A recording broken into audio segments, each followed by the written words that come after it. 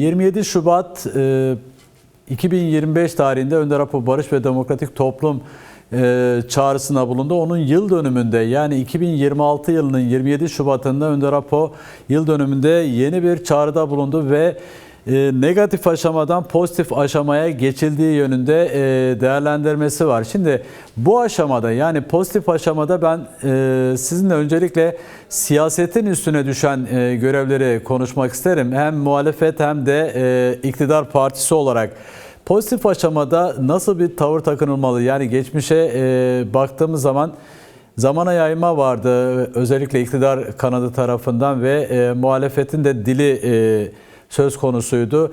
Ancak pozitif aşamadan söz edilirken siyaset nasıl hareket etmeli? Evet, esas mesele burada bence de. Siyasetin alacağı tutum yine hem iktidarın hem de muhalefetin alacağı tutum bu konuda çok belirleyici olacak. Hepimiz biliyoruz, komisyondan rapor geçti. Artık toplum bu raporun çizmiş olduğu çerçeveyi uygulama aşamasını bekliyor. Bu konuda herkes belli bir beklenti ve tutum alınması yönünde kendi pozisyonunu almış durumda. Şimdi bu konuda halen devletin inkar kodları, Kürt sorunu tariflemedeki sıkıntılar en büyük problem olarak önümüzde duruyor. Yanılmıyorsam Einstein'ın sözüydü. Şöyle diyordu: bir sorunu çözmek istiyorsanız o soruna dair bakış açınızı değiştirmekle başlamalısınız işe. Bence de bu saatten sonra devletin, devlet kurumlarının, meclisin bu soruna dair bakış açısını yeni bir şekilde ele alması ve bu dönemin şartlarına denk bir şekilde pozisyon alması gerekiyor. Eğer böyle olursa yol almamız mümkündür. Çünkü Kürt sorununa halen güvenlikçi çerçevede yaklaşmak, 1924 kodlarıyla yaklaşmak, bu meselenin çözümsüzlüğünde ısrar etmek demektir. Eğer devlet, norm devlet diye tarif ettiğimiz yapı, yine demokratik siyaset kurumları bu konuda yeni bir bakış açısıyla meseleye yaklaşırlarsa meselenin çözümü mümkün hale gelir. Yok, eğer 1924 kodlarıyla meseleye yaklaşacaklarsa, o gözle halen biz ele alırız, böyle çözeriz derlerse, bu inkar, imha ve yok etme stratejisinde ısrar etmektir. 100 yıl göstermiştir ki bu tıkanan bir yoldur. Bu çıkmaz bir yoldur. Bu çürüten bir yoldur. Geliştirmeyen, büyütmeyen bir yoldur. Dolayısıyla o açıdan yeni bir bakış açısı gerekli. Yeni bir zaviyeden meseleye yaklaşmak gerekli diyorum. Eğer böyle bir sorumluluk alırsa siyaset kurumu, Kürt sorunu yeni baştan ele alma fırsatı doğacak. Dolayısıyla çözümleri konusunda da pozitif ve müsbet adımlar atılmış olacak. Hem genel yasalar bağlamında bunu söylüyorum, hem de Sayın Öcalan'ın pozisyonu, Sayın Öcalan'ın durduğu yer itibariyle yeni bir söylem ve eylem geliştirilmiş olacak. Bu konuda ben halen devletin çeşitli mekanizmalarının ısrarcı olduğunu, o inkar kodlarında, inkar yasalarında ısrarcı olduğu kaygısına kapılıyorum kişisel olarak. Bu muhalefete de yer sirayet ediyor. Devletin, hükümetin bu konudaki tutumu, dar yaklaşımı, güvenlikçi yaklaşımı, 1924 kodlarıyla yaklaşan tarzı diğer kesimleri de etkiliyor.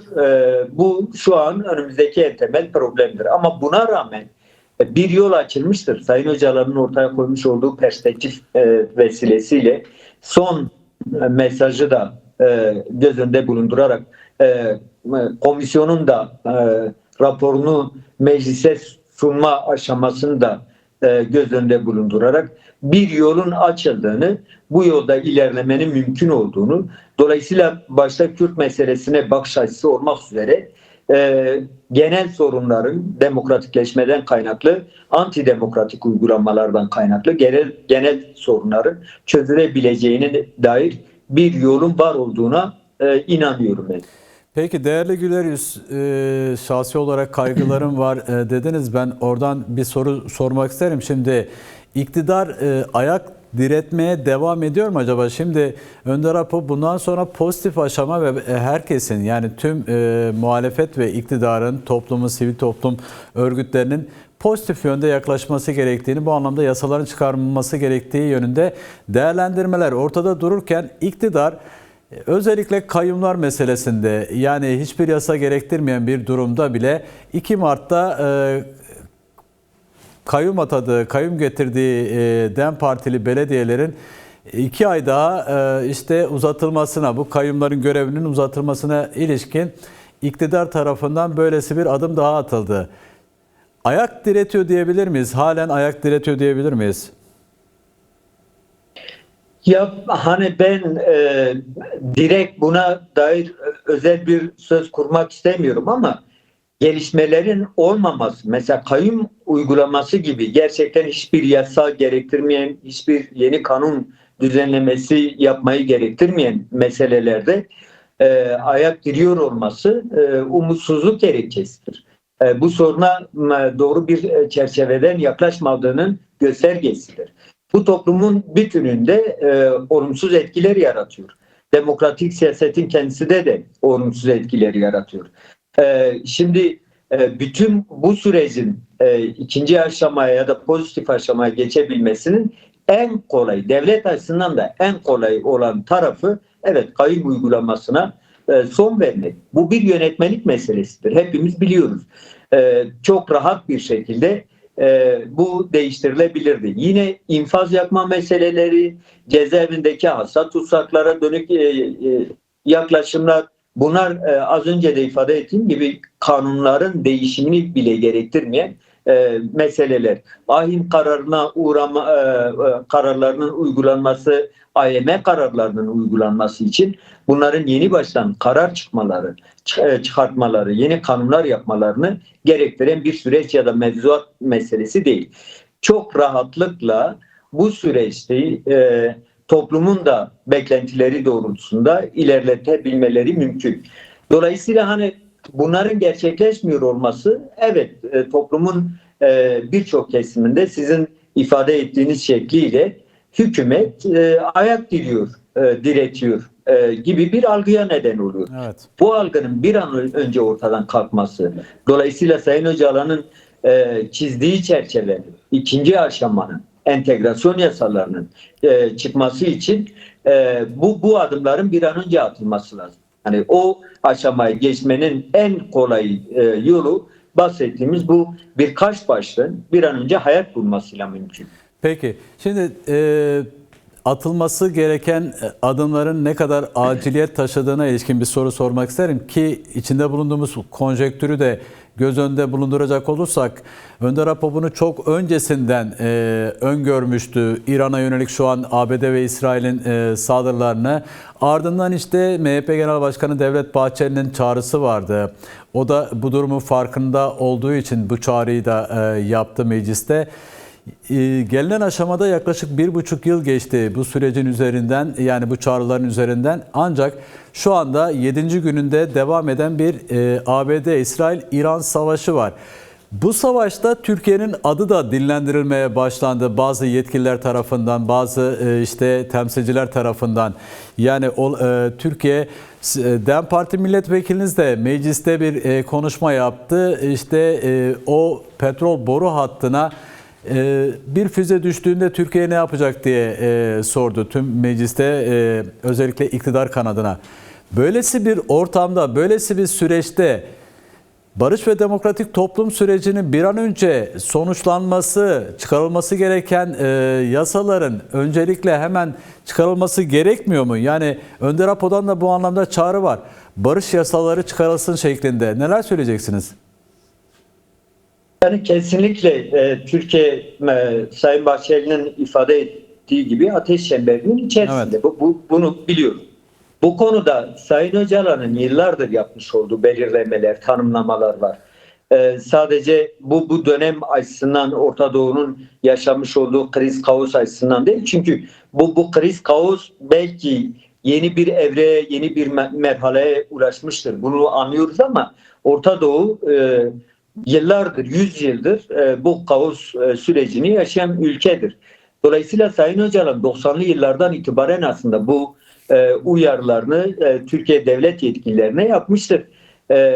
Emperyal güçlerin özellikle hem bölge üzerindeki hayalleri, hem bölge üzerindeki planlamaları, hem de bölge halklarıyla geliştirmeye çalıştıkları kirli ittifaklar, yanlış ittifaklar, bölge devletlerini de bu açıdan zora sokacak, krizleri daha çok derinleştirecek, halklar arasındaki savaşı daha fazla yaygınlaştıracak planlamalarına dair Sayın Öcalan'ın uzun uzadıya değerlendirmeleri ve çözümleri var. Buna dair aslında sunmuş olduğu demokratik ulus paradigması tam da anti-emperyal bir yaklaşım ve emperyal güçlerin bölge üzerindeki hesaplarını boşa çıkartan bir reçete niteliğindeydi. Ama maalesef başta Türkiye olmak üzere bölge devletleri bu konuda bugüne kadar demokratik bir dönüşüm, kendi haklarıyla barış içerisinde bir yaşam tarzı kuramadılar, kurgulayamadılar. İran yaklaşık 2500 yıldır kesintisiz bir devlet konumundadır, devlet olma konumundadır. Ama İran 2500 yıllık bir geleneği temsilen, bir tarihsel geleneği, tarihsel misyonu temsilen orada olmasının gereklerini hiçbir zaman yerine getirmedi. Antidemokratik, katliamcı, kıyımcı, idamcı bir rejim ortaya çıkardı. Başta Kürt inkarı, Kürt idamı, Kürt imhası üzerine kendini kurgulayan bir çerçevede bir devlet mekanizması oluşturdu. Bu aslında Orta Doğu devletlerinin ortak öyküsüdür. İran'ın, Irak'ın, Suriye'nin ve Türkiye'nin ortak öyküsüdür aynı zamanda. Şimdi bu öykü bütün bu devletlere şunu göstermiştir. Büyümediniz, gelişmediniz. Antidemokratik uygulamalar sizi içte de dışta da çürüttü, küçülttü, büyütmedi. Şimdi en çok bundan müzdarip olan ülkelerden bir tanesi Türkiye'dir. Sayın Öcalan bu açıdan çok yoğun bir şekilde bu değerlendirmesini az önce de ifade ettiğim gibi 90'lı yıllardan itibaren yaptı.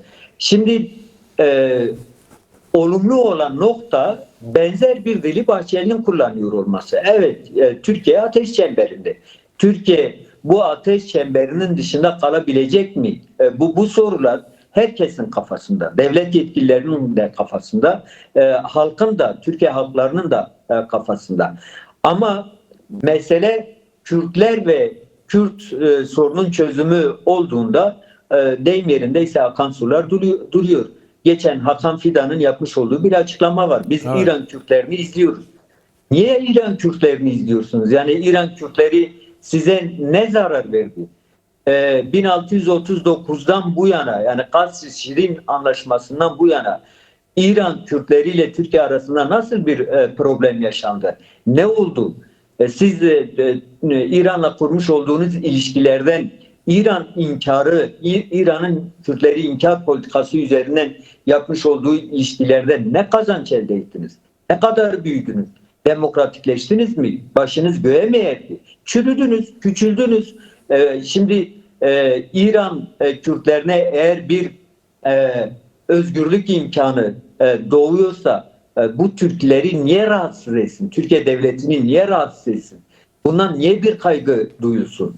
O yüzden o başta ifade etmiş olduğum söze dönerek cevabımı bitireyim. Yeni bir bakış açısı lazım. Evet. Yeni bir yaklaşım lazım. Yeni bir felsefe lazım. Şimdi sadece kendini Kürt inkarı üzerine kurgulamış bir devlet olma vasfı icra edemez. Bakın Türkiye'nin bütün nefes alma kanalları tükenmiştir. Toplumun bütün dinamikleri adeta nefessiz bırakılmıştır bu mesele neticesinde. Toplum yoksullaşmıştır, devlet yoksullaşmıştır, devlet gelişememiştir. Antidemokratik bir ülke olma hüviyetiyle süre giden bir 100 yıllık hikayeden bahsediyoruz. Şimdi bütün bunlardan çıkışın çok kolay olduğunu Sayın Öcalan sunmuş olduğu reçeteyle Evet. gösterdi.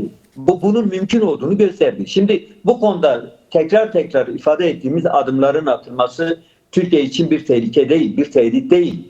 Kürtler Türkiye'de ve Orta Doğu'da yaşadıkları devletlerde demokratik rejimler marifetiyle yönetilmek istiyor. Başka bir talep yok. Çok net, kendi kimlikleriyle, kendi dilleriyle, kendi öz varlıklarıyla eşit bir yurttaş hukuku istiyor. Şimdi bu İran'da da Türkiye için tehlike değil. Suriye'de de, Irak'ta da, Türkiye'de de.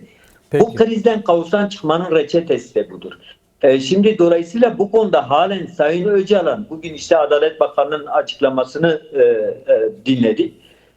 Sayın Bakan medyanın, işte yazar, akademisyen ekibinin Sayın Öcalan'la şu an görüşmesinin doğru olmadığını, mümkün olmadığını ifade ediyor.